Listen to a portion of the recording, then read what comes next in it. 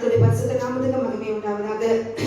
இந்த ஓய்வு நாளிலும் கூட தேவனாகிய கர்த்தர் இந்நேரம் வரைக்கும், இந்த நிமிஷம் வரைக்கும், இந்த மாதம் முழுவதும் தேவனாகிய கர்த்தர் நம்மை கண்ணின் மணியை போல அவர் பாதுகாத்து வந்த தேவனுக்கு இந்த நாளிலே அவர் சமூகத்திலே, அவருடைய சன்னிதானத்திலே அமர்ந்து அவரை ஆராதிக்க வேண்டும் என்பது தேவனாகிய கர்த்தர் ஒவ்வொரு மனுஷனுக்கும், இஸ்ரவேலுக்கு மாத்திரமல்ல, தேவன் தாம் உண்டாக்கின மனுஷருக்கு என் ஆண்டவர் ஓய்வு நாளை பரிசுத்தமாய் ஆசரிக்க நினைப்பாயாக என்று சொல்லி என் ஆண்டவர் கட்டளையாய் அவர் கொடுத்தார். அந்த கட்டளையை இஸ்ரவேல் மாத்திரமல்ல, ஒவ்வொரு மனுஷனும் அதை கீழ்ப்படிந்து அந்த கட்டளைக்கு கீழ்ப்படிய வேண்டும் என்று தான் தேவனாகிய கர்த்தர் அவர் மனுஷனுக்கு அவர் கட்டளையை கொடுத்தார், இஸ்ரவேலுக்கு அல்ல. அதனால நாம் இந்த நாளிலே நாம் இஸ்ரவேலர் புறஜாதியார் அப்படி இல்லாமல், இஸ்ரவேலராக இருந்தாலும் புறஜாதியாராக இருந்தாலும் அவர்கள் தேவனுடைய பார்வையிலே அவர் சொன்னபடி, அவர் எழுதி கொடுத்தபடி அவருக்கு முன்பாக நாம் நிற்கும்போது மனுஷர் அவ்வளவுதான், மனிதன் மனுஷி அவ்வளவுதான். இந்த ஜாதி என்று தேவனாகிய கர்த்தர் பார்ப்பதில்லை. ஏனென்றால் ஆதியாகமம் 2வது அதிகாரத்தில் பார்க்கும்பொழுது தேவன் தாம் செய்த தம்முடைய கிரியை எல்லாம் 7ஆம் நாளிலே நிறைவேற்றி தாம் உண்டாக்கின தம்முடைய கிரியைகள் எல்லாம் முடித்த பின்பு 7ஆம் நாளிலே அவர் ஓய்ந்திருந்தார் என்று சொல்லி எழுதப்பட்டிருக்கிறது. ஆமென். அது மாத்திரமல்ல, இந்த கட்டளையை அப்படியே தேவனாகிய கர்த்தர் மோசேயிடம் அதற்கு பின்பாக வந்த ஜனங்களுக்கு ஆதியாகமத்திலிருந்து என் ஆண்டவர் அதை கொடுத்த கட்டளையை இப்பொழுது அதை நிறைவேற்றி எழுதி அவருடைய விரலினால் எழுதி அவர் கொடுத்த கட்டளை தான், என் ஆண்டவர் 6 நாள் நீ வேலை செய்து உன் கிரியைகளால் நினைப்பாயாக, 7ஆம் நாளோ கர்த்தருடைய ஓய்வு நாள் என்று சொல்லி ஆண்டவர் கர்த்தர் 6 நாளைக்குள்ளே வானத்தையும் பூமியையும் சமுத்திரத்தையும் அவைகளை எல்லாவற்றையும் உண்டாக்கி 7ஆம் நாளிலே ஓய்ந்திருந்தார்.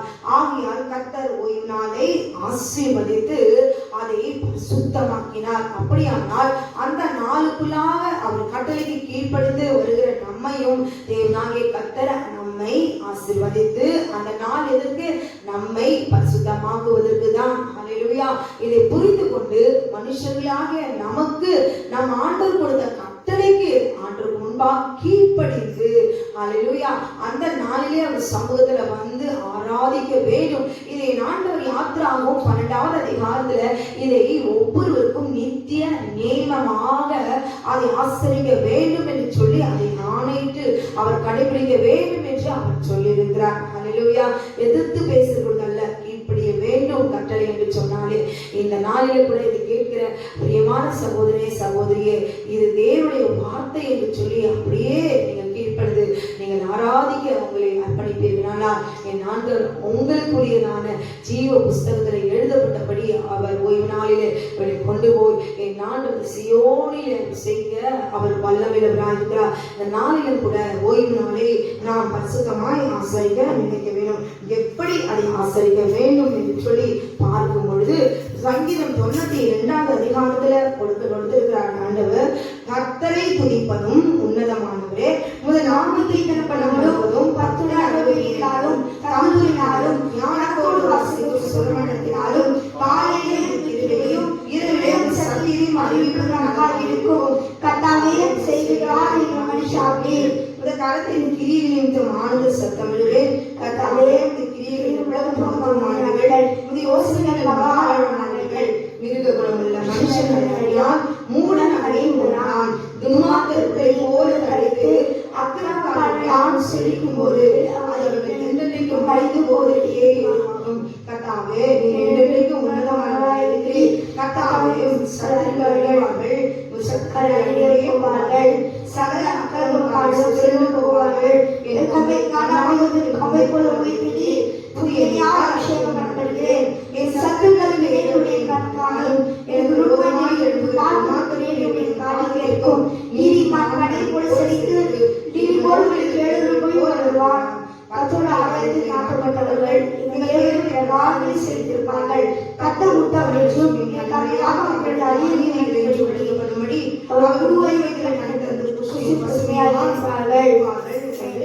ஓய்வு நாளின் பாட்டாகிய சங்கீதம் 92வது அதிகாரத்துல எழுதப்பட்டிருக்கிறது. நீங்கள் ஒவ்வொரு வாரமும் இந்த அதிகாரத்தை வாசித்து நீங்கள் ஆராதிக்க தொடங்குங்கள். ஏனென்றால் ஒரு இடத்துக்கு போகும்போது நாம் என்ன தேவைக்காக நாம் வந்திருக்கிறோம் என்று அவர் வந்திருக்கிற இடத்துல நாம் அறிவிக்கவில்லை என்றால் எதை நாம் எதற்காக வந்திருக்கிறோம் அவர்களுக்கு தெரியாது. அப்ப இந்த ஓய்வு நாளுக்குரிய அந்த பாடலை நம்ம வாசித்து ஒழுக்கமாய் தேவனுடைய சமூகத்திலே வந்து சேரும்பொழுது தேவனுக்கு பிரியமானவர்களாய் நாம் இருக்க நீந்து கொள்ள முடியுமாமே. யாத்திராகம் 20ஆம் அதிகாரம் வாசிக்கும் பொழுது கட்டளைகளே கொடுத்திருக்கிறார். இந்த கட்டளையின்படி ஆண்டவரே நான் கீழ்ப்படிந்த நாளிலே ஆராதிக்கிறேன் என்று சொல்லி இந்த கட்டளையும் நீங்கள் வாய்த்திருந்து சத்தமாய் உங்கள் பிள்ளைகளோடு கூட நீங்கள் சொல்லி கீழ்ப்படிந்து ஆராதிங்கள். ஆமே. யாத்திராகம் 20ஆம் அதிகாரம் தேவன் பேசி சொல்லிய சகல வார்த்தைகளுமான உன் அடிமைகளில்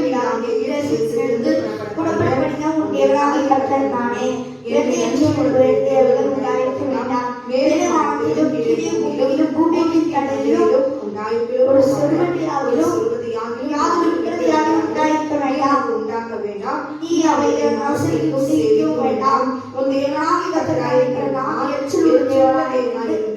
என்னை பகைப்பதை குறித்து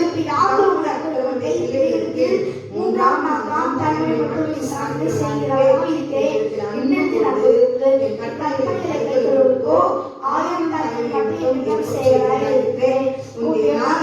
நாமத்தை வழங்காதிருப்பாயாக. நாமத்தை வழங்கிவிடார். ஓய்வு நாளை பரிசுத்தமாய் ஆசரிக்க நினைப்பாயாக.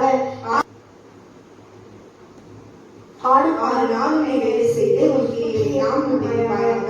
7ஆம் நாளோ கட்டுடைய நாள். அதை நீ ஆனாலும் குமாரனானாலும் குமாரத்தியானாலும் உன் வேலைக்காரனாலும் வேலைக்காரியானாலும் உன் மிருக ஜீவனானாலும் வாசல்களில் இருக்கிற அனுமையானாலும் யாரும் வேலையும் செய்ய வேண்டாம். ஒரு நிமிஷம். இதுல இந்த கட்டளையில இங்க எழுதியிருக்கிறது இந்த கட்டளைன்னு சொல்றீங்க. ஆனா ஆண்டவர் சொல்கிறார் யாதொரு வேலையும் யாருமே செய்ய வேண்டாம் என்று சொல்லி இதில் எழுதப்பட்டிருக்கிறதே. அப்படியானா வேலையே செய்யக்கூடாது, அது எப்படி அப்படின்னு நீங்க கேட்கலாம்.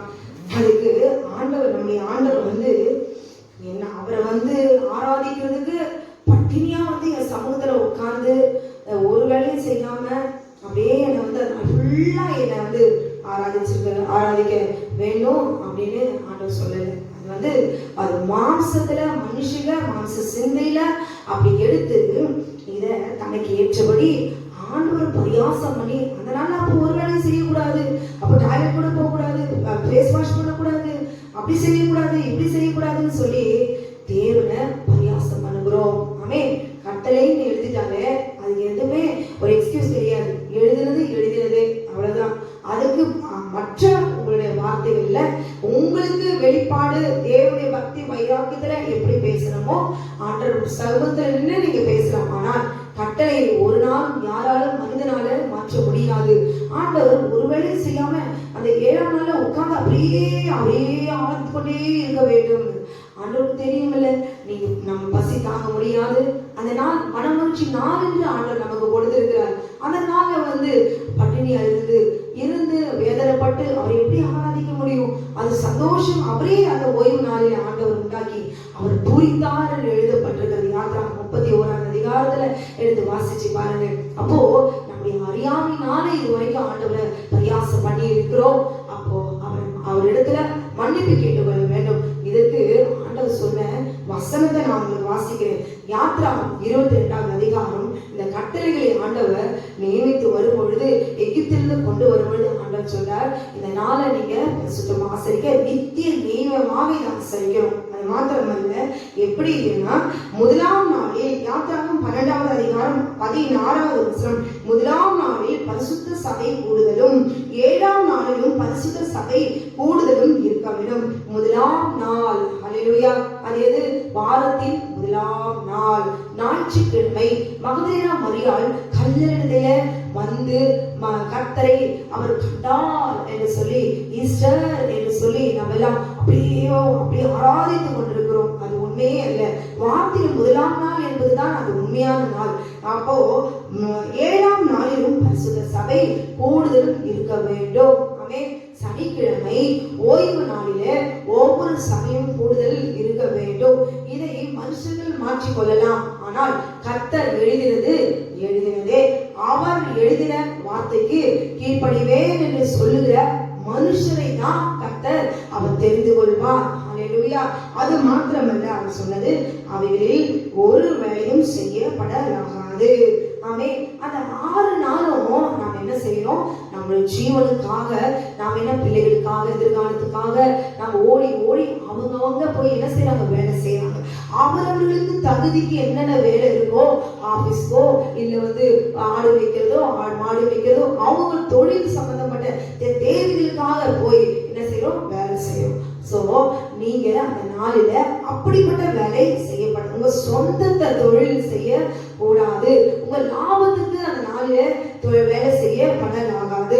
அது மாத்திரமல்ல, ஆண்டவர் சொல்லுகிறார், அவர் சாப்பிடுகிறதுக்கு இப்படிப்பட்ட அறியாமையினால இல்ல வேண்டுமென்றே இவர்கள் இப்படி ஒரு குற்றம் பிடித்து இவர்கள் நாளைக்கு இப்படி பரியாசம் பண்ணி இந்த ஓய்வு நாளை பேசுவார்கள் என்று அறிந்துதான் தேவனாகிய கர்த்தர் நமக்கு எழுதி கொடுத்திருக்கிறார். அவர் சாப்பிடுகிறதற்கு தேவையானது மாத்திரம் உள்ளார் செய்யப்படலாம். ஹல்லேலூயா. ஆமென். ஆண்டவர் வானத்திலிருந்து மன்னாவை ஆண்டவர் கொடுத்தார். தூதர்கள் சாப்பிடுற மன்னாவை கொடுத்தார்.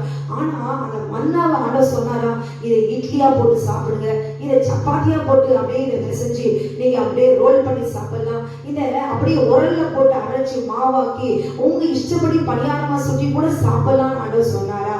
இல்லவே இல்லை. அவர் உங்களுக்கு சாப்பிடுகிறதுக்காக தூதருடைய மன்னாவை கொடுத்தார். ஆனா அந்த மன்னாவை எல்லாம் பொறுக்கிட்டு வந்து அதை இடிச்சு அரைச்சி மாவாக்கி விதவிதமா அதிரசமா பணியாரமா தோசையா சப்பாத்தியெல்லாம் சுட்டு சாப்பிடுற அளவுக்கு நமக்கு ஞானம் இருக்குல்ல. அப்போ ஆண்டவர் அவரவர் சாப்பிடுவதற்கு, ஹல்லேலூயா, நாளைக்கு இப்படிப்பட்ட வார்த்தைகள் வரக்கூடாது, இவர்கள் பிள்ளைகள் இப்படி சொல்லிட்டாங்கன்னு சாப்பிடாம இருப்பாங்க சொல்லிதான் என் ஆண்டவர் அந்த நாளிலே எழுதி கொடுத்திருக்கிறார். ஹல்லேலூயா. என் ஆண்டவர் பட்டினி கிடந்து அவரை தன்னை வருத்தி அவரை ஆராதிக்க வேண்டும் என்று சொல்லுகிறவர் என் ஆண்டவர் அல்ல.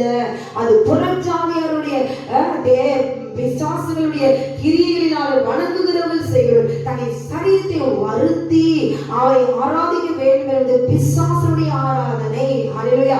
அதனால உபாசித்து இருந்து ஆராதிக்கிற ஆராதனை சேர்க்கிறாங்க. உபாசித்து இருக்கும் பொழுது நாம் அவரோட சமூகத்தில் தன்னை வருத்தி ரத்தத்தை சிந்தி நாம் செய்யப்படுகிறது அது வேற ஒரு காரியம். ஆனால் எப்பவுமே தன்னை வருத்தி கீறி ரத்தத்தை வர வைத்து அட்டி விழுந்து அவனை ஆராதிக்கிறது அவனுடைய ஆராதனை. ஆனால் ஆண்டவர் சொல்லுகிறார், அவரவர் சாப்பிடுகிறதுக்கு தேவையானது மாத்திரம் உங்களால் செய்யப்படலாம். ஹல்லேலூயா. அப்போ இது முன்பாக யாரெல்லாம் இப்படி கேலி பண்ணி பட்டிமன்றம் போல கரங்களை தட்டி கைகளை தட்டி ஒரு போதகர் இப்படிப்பட்ட வார்த்தையை சொல்லி ஜனங்களை சிரிக்க வைக்கிறது, பரியாசம் பண்ணுகிறவர்களிடத்துல உட்கார கூடாது. ஹல்லேலூயா. அப்ப கர்த்தருடைய வார்த்தையை இப்படி அசட்டை பண்ணி பரியாசம் பண்ணி நான் கரங்களை தட்டி இருப்போமானால், ஓய்வு நாளே நாம் பரியாசம் பண்ணி இருப்போமானால் நம்ம இடத்துல மன்னிப்பு கேட்டு கொள்ள வேண்டும். அப்போ இந்த ஓய்வு நாள் மன மகிழ்ச்சி நாள், அது இளைப்பாறுதலின் நாள், அந்த நாளில் உங்களை ஆத்மாவை உயிர்ப்பிக்கிற நாள், அந்த நாளில் உடைய கிரிகளெல்லாம் என் ஆண்டவர் உங்களை விசாரித்து அந்த சியோனில கொண்டு போகிற 7ஆம் நாள். ஹல்லேலூயா. இதை புரிந்து கொண்டு குடும்பத்தோடு கூட சந்தோஷமா வேணும்னா நீங்கள் சேர்த்து சமைத்து கூட அந்த நாளில் சமைக்காமல் கூட உட்கார்ந்து கர்த்தரை நீங்கள் ஆராதித்து பாருங்கள். அதற்குண்டான ஆசீர்வாதத்தை நீங்கள் பெற்றுக்கொள்வீர்கள். ஹல்லேலூயா. ஆமென்.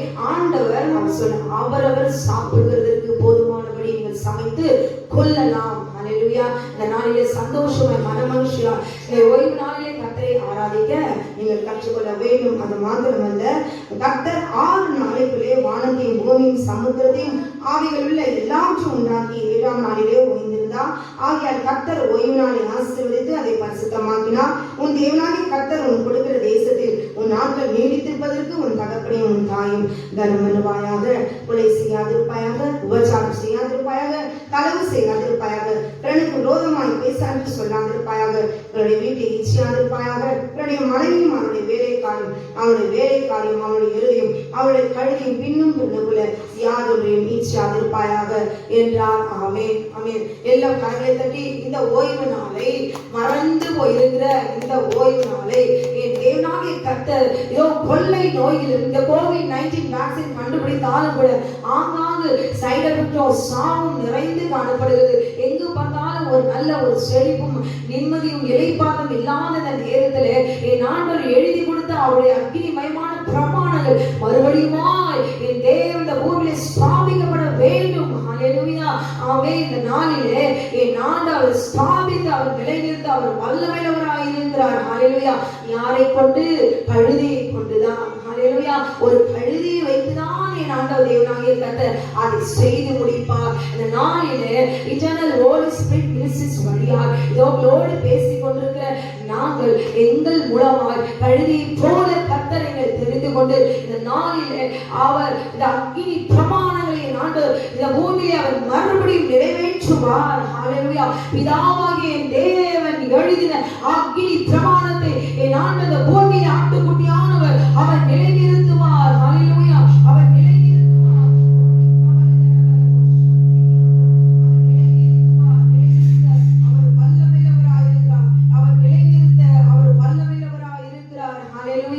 அவர் உங்களுடைய இருதயத்திலே அவருடைய பிரமாணத்தை நிலைநிறுத்துங்கள். உங்களுடைய இருதயத்திலே அவருடைய பிரமாணத்தை எழுதுங்கள், கீழ்ப்படியுங்கள். இந்த நாளிலே கரங்களை தட்டி உற்சாகமா பிள்ளைகளோடு கூட அமர்ந்து அவரை ஆராதிக்க ஆரம்பியுங்கள். ஹல்லேலூயா. ஆராதனை என்றால் என்னன்னு சொல்லி அடுத்த பார்க்க போகிறோம்.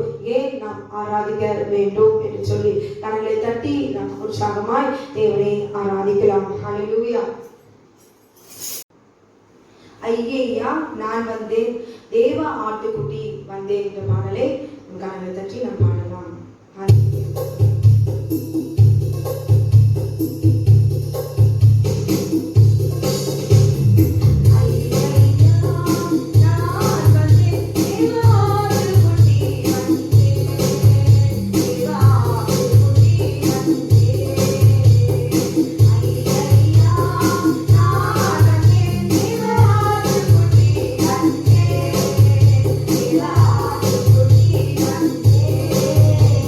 Yeah.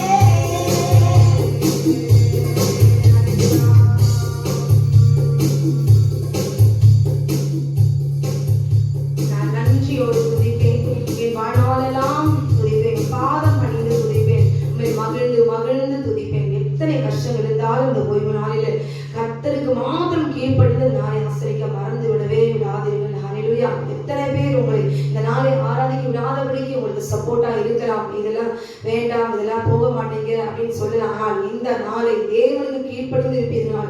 பரலோக ராஜ்யத்துல நீங்க நிச்சயமாய் நீங்கள் கணவரை உள்ளே போவதற்கு இதுதான் கட்டளை தான். அவர் கட்டளைப்படி வாழ்ந்தால்தான் அவருடைய ராஜ்யத்துக்குள்ளாக போக முடியும். ஹல்லேலூயா. இதை உணர்ந்தவர்களால் கட்டளைக்கு கீழ்ப்படிய வேண்டும். கரங்களை தட்டி உற்சாகமாய் பாருங்கள். நான் நன்றியோடு துதிப்பேன்.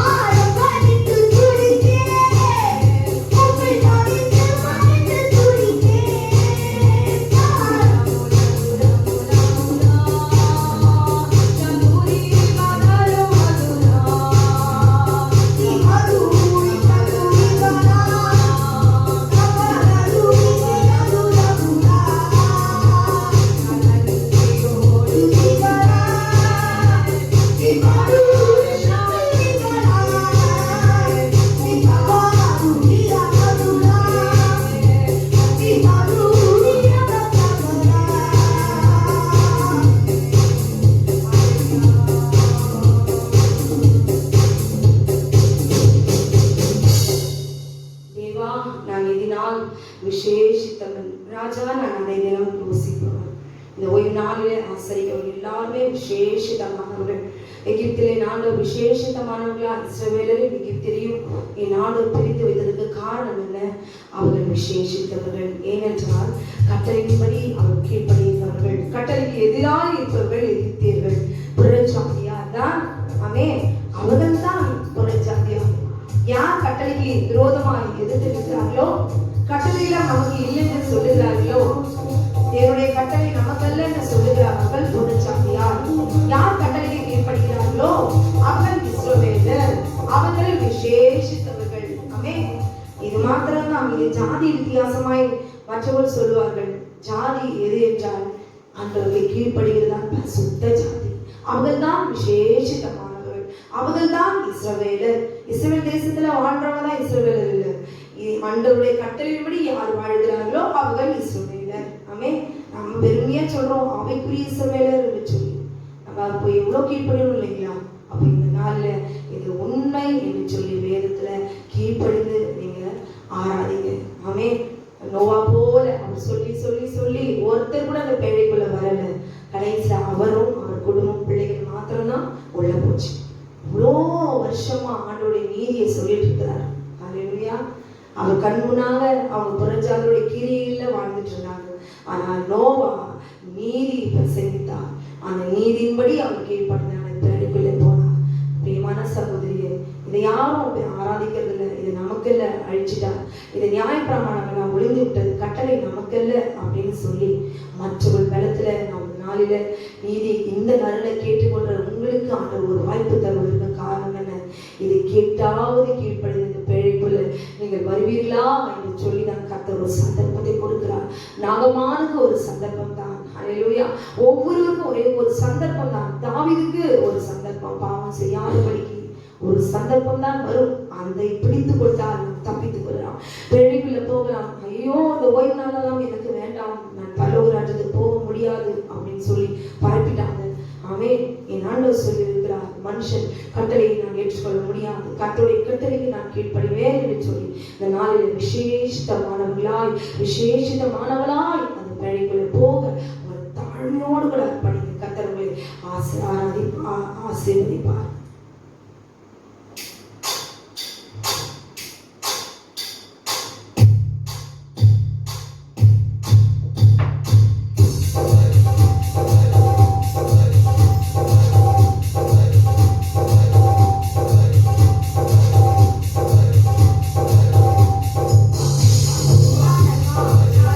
Hallelujah.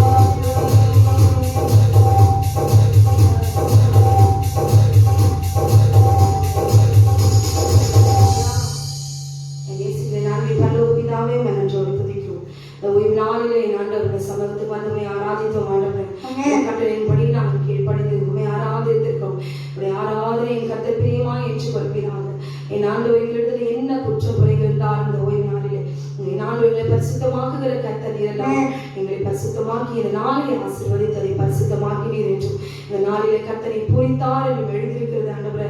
இந்த நாளில் எங்களை ஆசீர்வதித்து என் ஆண்டவர் பரிசுத்தமாக்குவீராக. இன்னும் பரிசுத்தமாக இருக்கிறவன் இன்னும் பரிசுத்தமாகட்டும். நீர் பிரியப்படுகிறபடி எங்களை இன்னும் பரிசுத்தமாக்குவீராக. ஆண்டவரே, இந்த பூமியில கர்த்தர் நீர் எங்களை உருவாக்கி நம்முடைய நோக்கம் நிறைவேறுவதற்கு இதோ ஆண்டவர் எங்களை அர்ப்பணிக்கிறோம். என் ஆண்டவர் நாளிலே எங்களை உருவாக்குவீராக, எங்களை தகுதிப்படுத்துவீராக.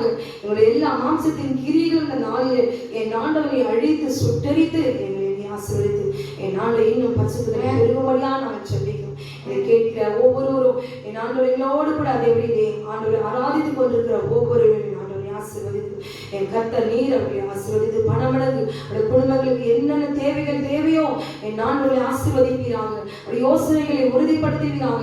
ஆண்டவரே, அவருடைய என்னென்ன விண்ணப்பங்களை சமூகத்தில் வைக்கிறார்களோ ஒரு குறைவில்லாமல் அந்த ஓய்வு நாளில சம்பூர்ணமாய் போஷித்தவர் நீர் அல்லவா.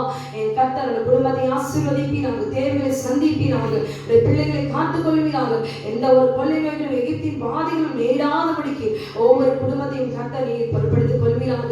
ஆண்டவரே, நிழலிலே என் ஆண்டவரே அவரை நீர் அதை என்றென்றைக்கும் சட்டைகளின் நிழலை நீ மூடி மறைத்துக் கொள்ள வேண்டுமான சொல்லுகிறேன். ஆட்டுக்குட்டியான ஒரு ரத்தத்தை ஆண்டவரே அப்பா அந்த ஓய்வு நாளை கீழ்ப்படிந்து ஆராதிக்கிற ஒவ்வொரு குடும்பங்கள் மீதும் என் ஆண்டவர் பிள்ளைகள் மீதும் குழந்தைகள் மீதும் வயதானவர்கள் மீதும் பலவீனமானவர்கள் மீதும் வியாதி உள்ளவர்கள் மீதும் கர்த்தாவே ஒரு ரத்தத்தை அக்கினியாய் இறைக்கிறேன் ஆண்டவரே. எந்தெந்த குழந்தைகள் வியாதியோடு கூட என் ஆண்டவர் இருக்கிறதோ பலவீனத்தோடு கூட இருக்கிறதோ இந்த ஓய்வு நாளில் நன்மை செய்வது நியாயம் என்று சொன்னீரே ஆண்டவரே. அப்பா நன்மை செய்வது நியாயம் என்று சொன்னீரே. இருக்கிற தூக்கி விடுவதற்காக இந்த ஓய்வு நாளிலே என் ஆண்டவர் நீதாமே அப்பா நீ ஊழியம் செய்தீர் அல்லவா. ஒவ்வொருவருக்கும் இந்த நாளிலே உடைய தூதர்கள் இறங்குவார்களாக. பலவீனத்தோடு கூட வியாதியோடு கூட இருக்கிற ஒவ்வொரு குடும்பங்களில் இருக்கிற ஒவ்வொரு குழந்தைகள் மீது மாட்டுக்குட்டிய ரத்தத்தை அக்னியா இறைக்கிற ஆண்டவரே. செயல்படாத எல்லா சரீரமும் செயல்படுவதாக இயேசுவின் நாமத்தினாலே ஆண்டவரே. எந்த வியாதியோடு கூட குழந்தைகள் இருக்கிற பலவீனங்களை தேவனே ஆண்டவரே வேதனையோடு கதறி கொண்டிருக்கிறார்களோ ஒவ்வொரு குழந்தைகள் மீதும் தேவ அக்கினி பற்றி எரிவனமான ஜெபிக்கிறேன். அவருடைய எலும்புகள் நரம்புகள் தசைகள் எல்லாம் உயிர்ப்பிக்கப்படுவதாக இயேசுவின் நாமத்தினாலே. ஓய்வு நாளிலே மறைத்து போன சரீரமாய் ஒரு குழந்தைகளுடைய சரீரம் இருக்க கூடாது. என் ஆண்டவருடைய வல்லமை இறங்கட்டும். ஓய்வு நாளிலே கர்த்தர் உடைய மகத்துவத்தை விலக செய்வீராக, உடைய அற்புதத்தை விலக செய்வீராக. இந்த ஓய்வு நாளை நீர் உடைய பிதாவின் கட்டளை கீழ்ப்படிந்து நீ செய்த உடைய வல்லமை உடைய மகிமை தேவனே உடைய நன்மை இந்த பூமியில இறங்கி வருவதாக. ஒவ்வொரு குழந்தைகள் மீதும் தெளிக்கிற ஆண்டவரே ஒவ்வொரு குழந்தைகள் மீது ஆசீர்வதிப்பீராக, காத்துக் கொள்வீராக. உடைய கிருபையுள்ள கரத்திலே எங்களை அர்ப்பணிக்கிறோம். இந்த ஜெபத்தை நீ கேட்டு அப்படியே நீ நன்மை செய்து விட்டபடியினால் உமக்கு நன்றி செலுத்துகிறோம். இயேசுவின் நாமத்தில் கேட்கிறோம் எங்கள் ஜீவனுள்ள நல்ல பரமபிதாவே. ஆமென் ஆமென் ஆமென். உங்களை ஆசீர்வதிப்பாராக.